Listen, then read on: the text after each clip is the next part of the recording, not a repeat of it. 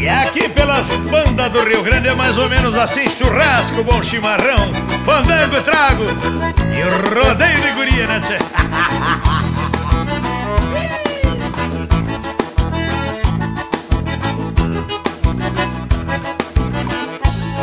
Eu sou um peão de estância, nascido lá no galpão, e aprendi desde criança a honrar a tradição. Meu pai era um gaúcho, quem nunca conheceu luxo vai viver um folgado enfim.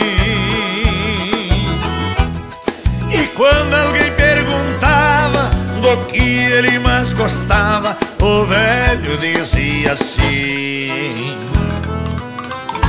churrasco, bom chimarrão, fandango, trago e mulher. É disto que o velho gosta, é isto que o velho quer. Churrasco, bom chimarrão, fandango, trago e mulher.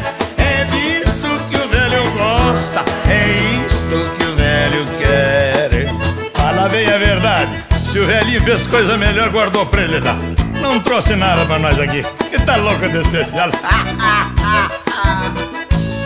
Saí da minha querência e me banhei pelo pago, e hoje tenho uma prenda para me fazer afago. E quando vier um piazinho para enfeitar nosso ninho, mais alegria vou ter.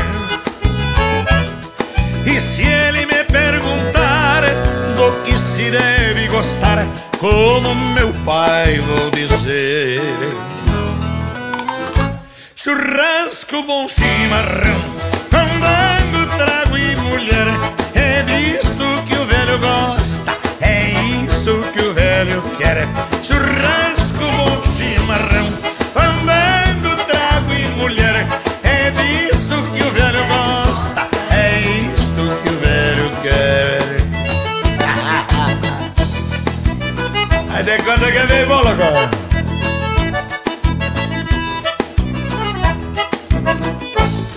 E foi assim que aprendi a gostar do que é bom, a tocar minha acordeona, cantar sem sair do tom, ser amigo dos amigos, nunca fugir do perigo. Meu velho pai me ensinou. Eu que vivo a cantar, sempre aprendi a gostar do que o meu velho gostou. Churrasco, bom chimarrão, fandango, trago e mulher. É disto que o velho gosta, é isto que o velho quer. Churrasco, bom chimarrão, fandango, trago e mulher. É disto que o velho gosta, é isto que o velho quer. Churrasco, bom chimarrão, fandango, trago mulher. É disto que o velho gosta, é isto que o velho quer.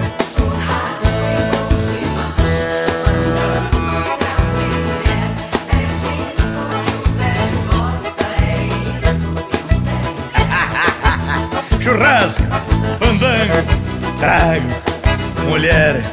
Melhor que isso, só 2 dias, compadre.